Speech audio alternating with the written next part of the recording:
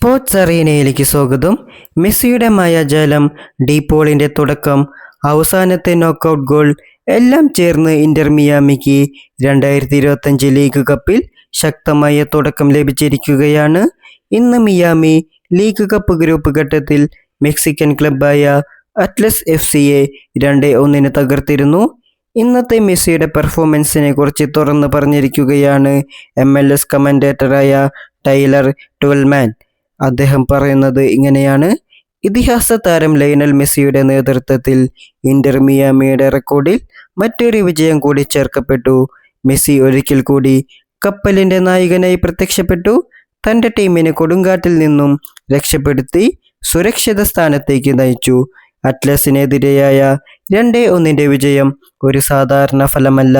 Messi ശാരീരികമായി തന്റെ മികച്ച അവസ്ഥയിലല്ലായിരുന്നെങ്കിൽ പോലും മത്സരത്തിൽ അദ്ദേഹത്തിന്റെ തന്ത്രപരവും വ്യക്തിപരവുമായ ആധിപത്യം അദ്ദേഹം ഉണ്ടാക്കിയെടുത്തു. ഈ തവണ ഗോൾ നേടിയില്ലെങ്കിലും അദ്ദേഹത്തിന്റെ 2 അസിസ്റ്റുകളാണ് ഗോളുകൾക്ക് കാരണമായത്. നിർണായക സമയത്ത് മെസ്സി തന്റെ സഹതാരങ്ങൾക്ക് അഭയകേന്ദ്രമായിരുന്നു. കളിക്കളത്തിലെ അദ്ദേഹത്തിന്റെ സാന്നിധ്യം മാത്രം ടീമിന് അസാമാന്യ ആത്മവിശ്വാസം നൽകുന്നു. ഇന്റർ മിയാമിക്ക് ഇപ്പോഴും പ്രതിരോധത്തിൽ പ്രശ്നങ്ങളുണ്ട്, പ്രത്യേകിച്ചും വലത് ക്രോസ് കൈകാര്യം ചെയ്യുമ്പോൾ. അറ്റ്ലസിന്റെ ഗോൾ കവറേജിലുണ്ടായ ഒരു വിടവിന്റെ ഫലമായിരുന്നു. ടീമിന് മികച്ചവരുമായി മത്സരിക്കണമെങ്കിൽ ഇത് പരിഹരിക്കണം.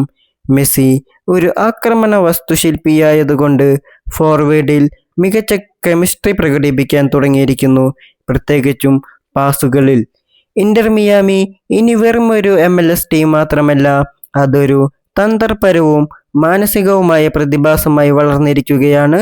അറ്റ്ലസിനെതിരെയായ വിജയം കാണിക്കുന്നത് ടീം മെസ്സി എന്ന സമവാക്യത്തെ ആശ്രയിക്കുന്നു എന്നതാണ്. വീഡിയോ അവസാനിക്കുന്നു. ഇഷ്ടമായാൽ ചാനൽ സബ്സ്ക്രൈബ് ചെയ്യുന്നത് പരിഗണിക്കുക.